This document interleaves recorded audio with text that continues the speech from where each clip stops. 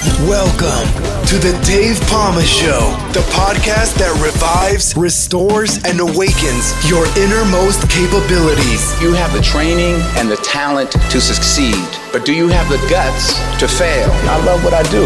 When you love what you do, you want to be the best at it. Today is about the power of you. You will change the world. Find your path to success through the journey of those who have succeeded. And now, your host, Dave Palma. Hi, welcome to the Dave Palma Show. And in this episode, I'm speaking to a child sexual abuse activist, keynote speaker, lead presenter for the Wellbeing Show and Power Hour, and also is the CEO of The Works Co. Her personal and traumatic story of struggle and hardship covered in her debut book entitled Don't Hold Back and headlined in a Sun newspaper in 2020 has given her the positive tools and focus she needed to fight back to create a powerhouse of strength, compassion, and dedication to living. Emma Jane Taylor, welcome to the Dave Palma Show. Oh, hi Dave. Thank you for inviting me on. Great to be here. Pleasure for you to be here as well, Emma. Pleasure for you to be here as well. And we've been a long time coming to get you on the show. Obviously, I've had my few battles and adversities as people know from my own story, my own book, but obviously more recent ones. But yeah, the show goes on, and happy to have you here, Emma. So Emma, yeah, you're a host of the Wellbeing Show and Power Hour, and you're also now a CEO of a company called The Works Co. And you've done a journey to get there. But of course, as mentioned in the intro, you've had a personal and traumatic story of struggle and hardship that you covered in your book, Don't Hold Back. Tell us about your story. Tell us about the humble beginnings you came from and how you've led to where you are now, your journey. Thanks, Dave. Well, like I say, it's a pleasure to be here, and it's always been worth the wait. Your health is far more important to me. Yeah. Dave, I was born in 1972. I grew up in Buckinghamshire in the United Kingdom. Yeah. My earliest memory was of a big black and white cat called Scamp. I could only have been about 3 or 4 years old, and I loved him. He was nearly as big as me, very friendly. And if I shut my eyes now, I remember him and that lovely memory. Whenever I saw him and he rub up against me and I stroke him, it was just such a beautiful memory. My next significant memory was in 1981 when I was sexually abused by a restaurant owner who had befriended my family on a holiday overseas. At that time, I was 9 years old. It happened once. It was over in seconds, but I simply had no idea what had just happened to me. Yeah. I do remember feeling very scared. I wasn't sure why. And this kind of came back and bit me a bit later on in my life, but not immediately. When I was living in Marlow, I grew up with my mum and my stepfather. I lived with my 2 brothers. From time to time, my step-siblings would visit, and I had my own cat called Honey. I would also spend every other weekend with my biological father. My parents had separated when I was very young, at about 2-3 years old. Right. Yeah. So I don't remember living with them as a couple, but I do remember having a nice family with my mum and stepfather, and I do remember my weekends with my father. But what I really do remember was that I was very happy in my little life. I was very settled at primary school. I had a nice group of friends. Life was just great, the long hot days of the summer kind of thing. Yes. My earliest and happiest memories were of Scamp, the cat, and also the weekends with my biological father. I idolized him. He was my prince. He was my hero. He was someone I couldn't wait to see every other weekend. That's quite good. And this is from the early days, from knowing your memories of seeing him at the weekends. Yeah, he was just such a nice man. He would make me laugh and make me just a nice time. But that was about to change. In 1984, after starting senior school, my father picked me up one day and said there was a problem in our relationship. And meaning your relationship with him? My relationship with him, and I was kind of a bit confused. I knew that my brothers were no longer seeing him, but I was only 12 then. I loved this man. He was like I say, he was my prince. He was my hero. And he said, look, I'm going to call you tomorrow. We're going to have a chat. And then he did. He called me the next night and then told me he couldn't have a relationship with me again. And that was it. My father left my life when I was 12 years old. I'm 49 this year, and I've not seen him since. Wow. He completely went from my life. I was devastated. Yeah. Completely devastated. You know, I'd gone. Because you spent a good part of your young childhood. Yes. Yeah, with him. You know, I spent a good amount of time with him. It was, like I say, I had a happy time. I had my mum and my stepfather. I had my father. I had my cat Honey, the next door neighbour cat Scamp. It was easy. I had nice friends. And then suddenly it went from easy With no reason. to very difficult. I was a very broken child. I became very nervous. I became very scared. My life changed drastically, and from going from a very, I'd say, balanced person, I then felt very alone. I felt very sad and frightened. I struggled to make any decisions. I struggled to know what to do next. I was a nervous wreck, and I was worried about other people leaving me, so I didn't sort of say anything to anyone anymore. I avoided personal conflict. Yeah. And I guess deep down, I always held on to that hope that he would come back at birthdays or at Christmas. So I'd watch, I don't know if you remember, Dave, there used to be, Cilla Black used to do these programs, Surprise, Surprise. Yes, And I always used to think, I just want to be that child reunited with her daddy. And I wasn't, you know. And suddenly those long, hot days as a contented child with Scamp, the cat next door, seemed long gone. And in its place became a very troubled soul. I internalized everything. I felt a lot of pain and a lot of hurt. The abuse at 9, my father leaving me at 12 took its toll. I did go off the rails at home and with myself. I became very insecure. I became very vulnerable and desperate to be loved, actually, you know? Yeah. And this is from the age of 12 that all this started. The internal feelings and emotions started going the other way for you, if you like. And then you're still not understanding what's going on then, are you, really? No, and it was like someone flicked a switch and it just went from really nice to really dark. And there was no in between. It was just gone. And I guess, you know, I started to think about the 9-year-old child and what happened to her. My memory sort of kind of disappeared a bit because I think the shock of what happened with my father. I was living on a knife edge. You know, I was just in a very difficult place. I started to feel a bit dirty by what had happened to me as a child. So I started to want to have the bath before I went to bed so I could wash away the feeling of being dirty and try and find some peace. And it's something that I still do now, actually, even at 90, even at 49 years old. But now I enjoy the bath as more of as a relaxation now. Obviously, high school was a very troubling time. I became very naughty. It wasn't long before they labelled me a juvenile delinquent at school and sent me off to a school psychiatrist. And then when I was around 13, life changed again. I was obviously a year further into the darkness, into the pain, into the sadness. And I'd already started to think, well, you know, if your father can do that to you, your education was teaching you. It was lessons learned to be treated badly by men. And when I was 13, I sadly fell into a sexually abusive relationship with a man known to my family who groomed me. And then he became my friend. I guess he became that missing father figure. I see. And at that point, I liked that he was nice to me. I liked that he showered me with affection and gifts, but there was a real heavy price to pay. I was degraded, tortured, raped, manipulated. He controlled my every move. He'd follow me to school. He'd watch me come off my bus and go through the gates. He would be there when I got on the bus to come home. He would follow the bus again. He was obsessed. He would manipulate me to come out of my house in the middle of the night. He'd drown me with alcohol and drugs. I still remember that vivid smell on his breath, the smell in his car, the music he played. And the manipulation and the controlling, you know, he said to me that I wasn't allowed to speak about our relationship because no one would understand. And he would say really awful things about the people I loved. And Dave, you know, life just went completely off the rails. At school, I was in trouble. I was put into regular isolation, suspended, put on daily reports. My life was blurry. I didn't think anyone loved me. At times, I felt very suicidal. I was a grade A mess. My schooling suffered. I drank heavily. I became addicted to painkillers. I smoked, took drugs, laxatives. I suffered with paranoia, OCD, bulimia, night terrors, nerves.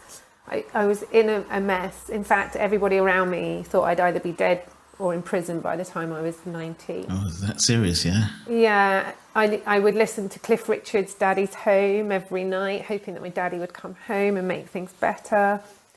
And he didn't. And that was it, really. That's my story. I went off the rails, and that's where my life sort of, that's the traumatic story of the years that I went from 9 through to about 16, really.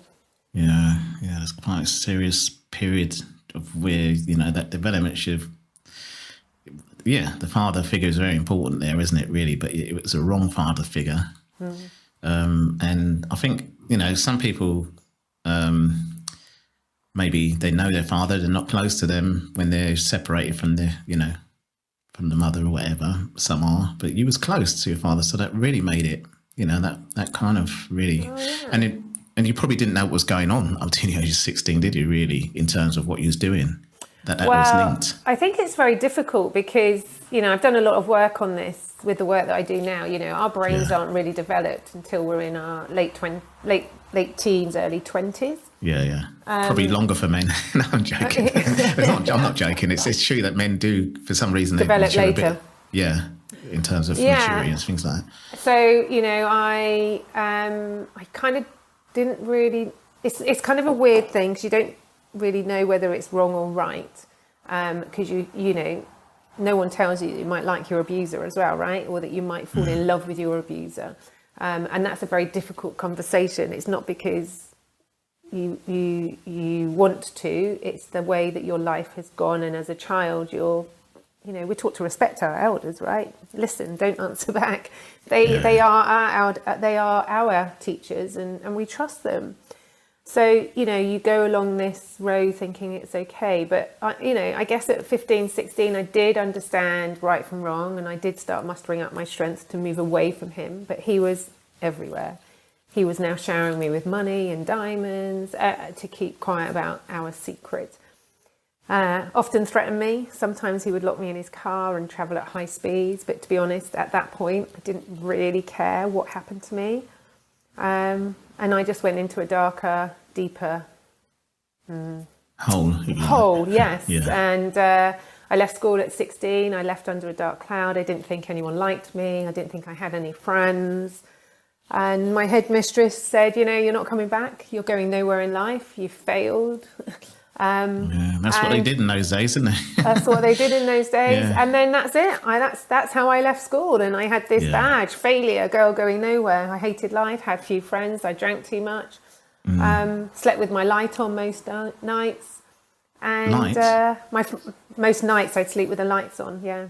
Oh, really? Okay. For safety, you mean? Like, you was worried about something? I think just when you've gone through abuse and darkness, it gives you a bit of peace. Oh, right, okay. Obviously, my father never came back.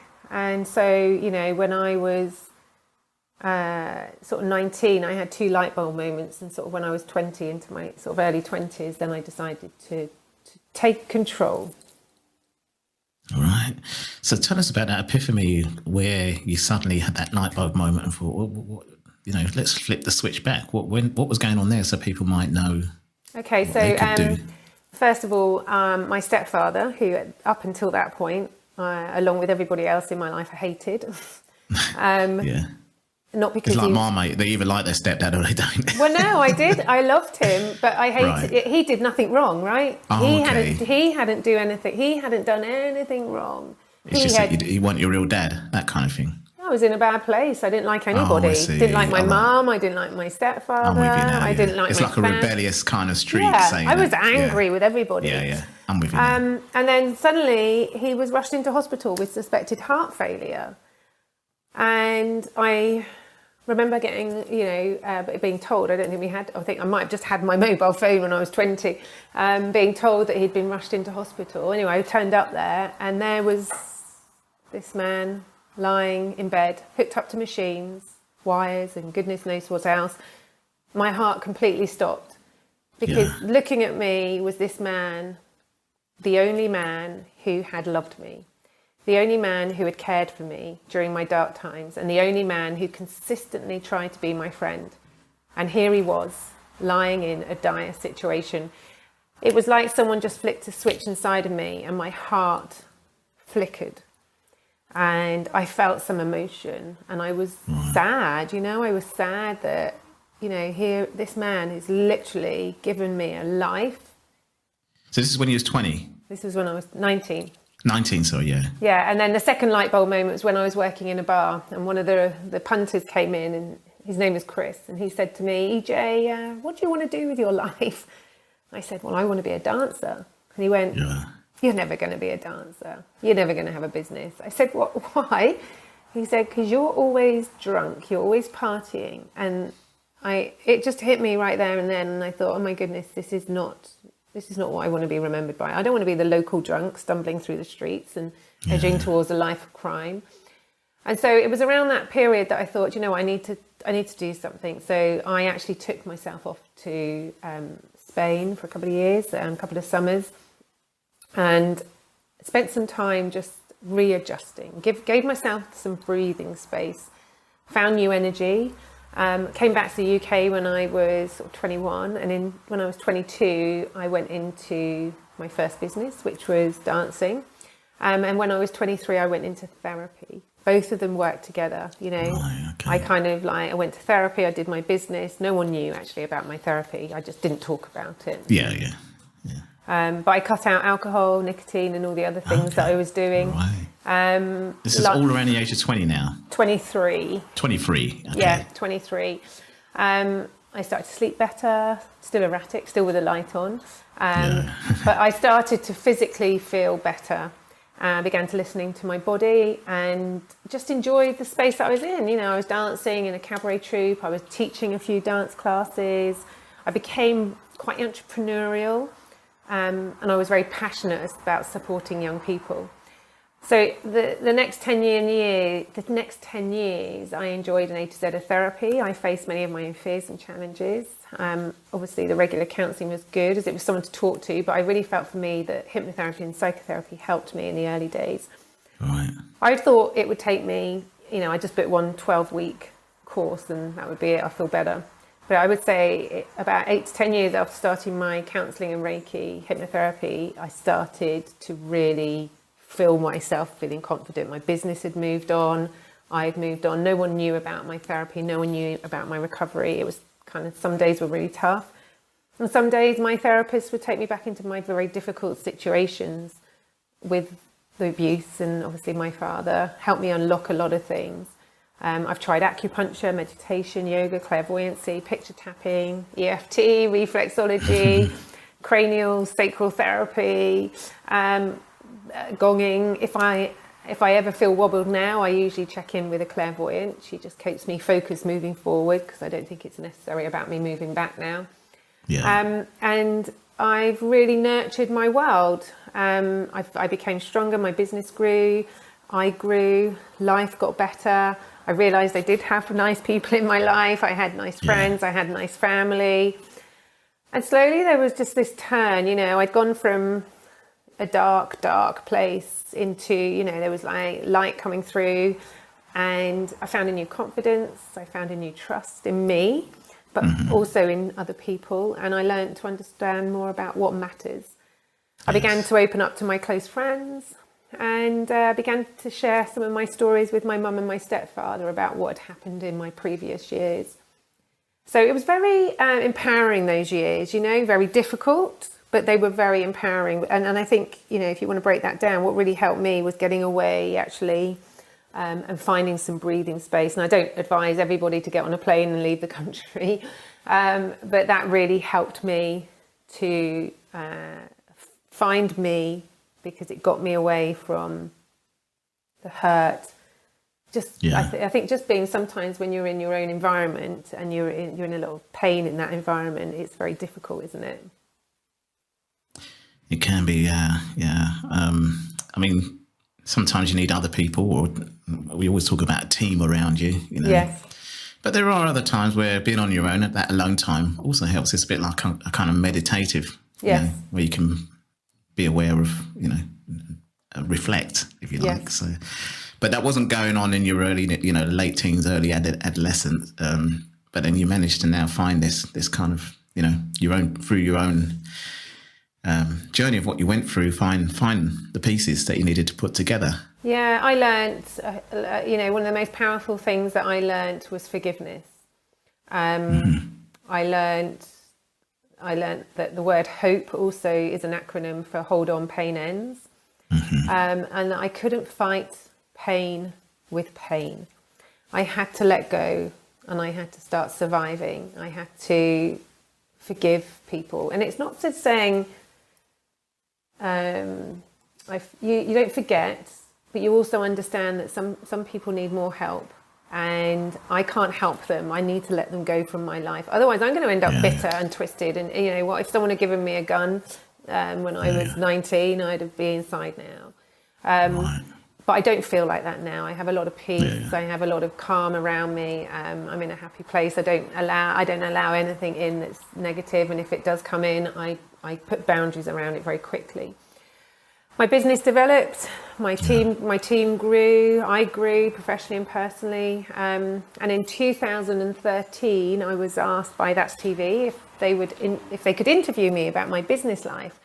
And I remember thinking, wow, they want to share my tips on telly. How did they just researched and found you? Yeah. And I remember thinking, well, I'm the failure and the girl going nowhere, because I still had that label in my head. But now someone's wanting me to give my tips. That girl going nowhere, the failure who left school with just a PE GCSE under her belt, was now being asked to share her wellbeing expertise on TV. So, I did, and I went on and I shared my story, not my personal story, but my business story. And then afterwards they called me, a few days later and said, what, could you cover the health show? Because one of the presenters is on maternity leave. And I said, yeah, great. And I was like, oh my goodness. And then I stayed for 4 years. They created me my own show, the Wellbeing Show. I became the face of this. And I found a new purpose. My business carried on. I became the face of the Wellbeing Show, and That's TV. Yeah. But it was at this point in my life when I really felt like an imposter. Here I was, a successful businesswoman, hiding behind her own personal story, interviewing real people with real stories. And it just didn't sit well. I didn't feel authentic. I have been very successful, but it isn't monetary for me. It's far deeper, to be here now, even having this conversation with you, Dave, is really important because I never believed I could be that person because of how I left school and what I was labelled. So so that's when I thought, right, that's it. I'm going to share my story. I'm going to give one other person some hope and give back what I've learned to help someone else. And there I started writing Don't Hold Back. I cried my way through it and got my first book out there with my personal story. That's great. Well, when was the book released? So that was released in 2018, so 3 years, just 3 years ago. Yeah, and a lot of people always ask, how long did it take you to write? But well, my whole life, I guess. Yeah. If it's your whole life. I mean, I should really work on a memoir, but I did a kind of memoir self-help type book. It's more just tips rather than my whole life story kind of added to it, only a bit. But I had someone co-author it, almost like ghostwriting it for me, but I gave the kind of bullet points, if you like. Yeah. So it didn't take long, but it can take long, can't it, really, to write this book, I suppose. Yeah, and I guess, I kind of started it, deleted it, started, deleted it, started, deleted it. It was a really, even though I knew I wanted to speak out and I had started sharing my story publicly, I don't know, it just seemed a bit weird. But when it went off to the publisher, when it went off for printing, I thought my heart was going to stop, actually. And I was like, well, that's it. It's done. I'm out there and, let's see what happens. And, like I say, I did it because I wanted to help one person and it's more than helped one person. So tell us some tips from the book or tell us about some of the chapters that people can kind of like take a dip into it and learn more about, if you like. Yeah. So we'll have a little kind of, preview of it for our audience. Yeah, well, there's all sorts of things in there. There's obviously my story is in there, and that starts. And actually, if I can just sort of talk about that, you know, if you are writing a book and you've got a personal story to share, a friend of mine is a well-known author, and he said, EJ, you need to really, you know, be open about your story. So I put, you know, I'm Emma Jane Taylor, gone through some difficulties, and he said, look, that's just not going to sell. You need to get out there and really, really, you know, write that book. And I remember thinking, I just don't know if I want to. And then suddenly he said, right, you know, if you don't get forward telling people your story, how are you going to be credible? So if you are going to put your story out there, you've got to be credible. You've got to put it all out there. And that was the hardest thing. So, so the chapters, there is a chapter on how to get your life back. Right. How to reconnect, how to ring fence your life, how to find your voice on the other side of fear. And then there's a bit about who are you and how you can step out and sort of become the girl or boy that you are by understanding who your authentic self is, I guess. Yeah. Wow, that's great. Great stuff. So I offer a lot of tips, a lot of things that can, you know, there's some like a workbook in there as well, so you can really write down some things that can help you, and you can look back. I talk about the life bubble as well, so you really sort of look at what makes you happy, what makes you feel anxious. Do you hold on to the negativity? What are your strengths? What are your hobbies? So really looking at all the things that you know you need and the things you don't need. So you put in the positive and you get rid of the negative. And that really like helps strengthen who you are.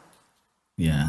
Because I mean, by default, you know, a lot of human beings have this kind of negativity kind of sleep in somehow, don't they, really? So it's knowing how to kind of flip that around and do the work, you know, behind it as well. Yeah. And understanding your journey, you know, are you clear on your journey? Can you link back to your past and understand why you have any insecurities and difficulties around certain situations? Do you know why you're suffering with lower self-esteem? Do you bring it to your attention? Do you even like yourself at the moment? You know, are you able to forgive? Can you identify with your emotions? So you really sort of get behind it and understand who you are and what you need. Yeah, absolutely. Well, tell us more about your business. I know you're doing some speaking, and I've seen you also spoke at the House of Parliament. So what was that like? So I was asked to speak on behalf of a charity that I'm an ambassador for. Oh, okay. And I remember thinking again, wow, they want me to speak for them at the House of Commons in front of some of the MPs. It was, do you know what? It was just a brilliant moment. You know, it's amazing, really has been sort of a huge part of my development when people have asked me to do it, because they're believing in me, and so that's allowed me to believe in me, and I can do this. You know, I have developed my business locally with my team, my clients and supporters. Obviously, COVID hasn't been very friendly for anyone in business. No. Well, business world has definitely shook that upside down. Yeah. Depends on what business, though. I mean, obviously, deliveries and the tech world, obviously, anything online reliant, obviously, did reasonably well. Like this podcast and your podcast, but that's not. No.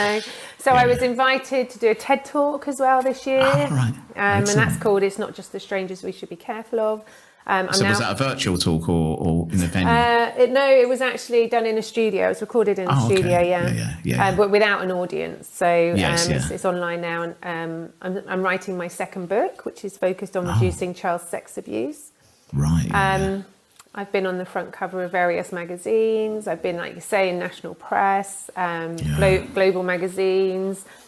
I have taken part in various events, such as the BBC Three Eye to Eye documentary. Oh, right. I watch BBC Three quite a lot because I use the iPlayer. I watch the 10 o'clock news. All of a sudden, it flips to BBC Three. They've got some interesting programmes. Oh, really interesting programmes on there.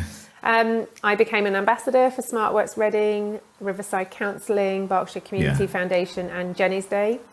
I work on various radio stations, and I was proud to be one of the many volunteers who were honoured with a Queen's Award for the voluntary services given for my ambassador role with SmartWorks Reading as well. So in the last few years, since sort of sharing my story, I thought, it might car crash my career, but it didn't. I was nominated as being the most influential woman in 2019, and this year I've been awarded or nominated for the Giving Back Award. So I kind of think, do you know what, Dave? Not bad for the girl going nowhere, right? Yeah, I think it's a very good journey that, in terms of overcoming, which obviously what she shows about as well as I'll talk about various topics, but the biggest thing is that overcoming some kind of adversity, especially from a young age like yourself, and how you've turned it around. That's the biggest kind of topic of my show. So. No, that's great. And so you've got a new book that you're working on now, but with your present book, how do people find out about it? How can they get hold of you and find out more about your work? So if you go to my website, www.emmajanetaylor.com, you go there, you'll see all the links to my social media, you'll see my book and all the contact details for me there. My door is always open for anyone going through difficulties, so please don't be embarrassed or shy to contact me. I might not be able to respond immediately, but I can certainly respond as soon as I can.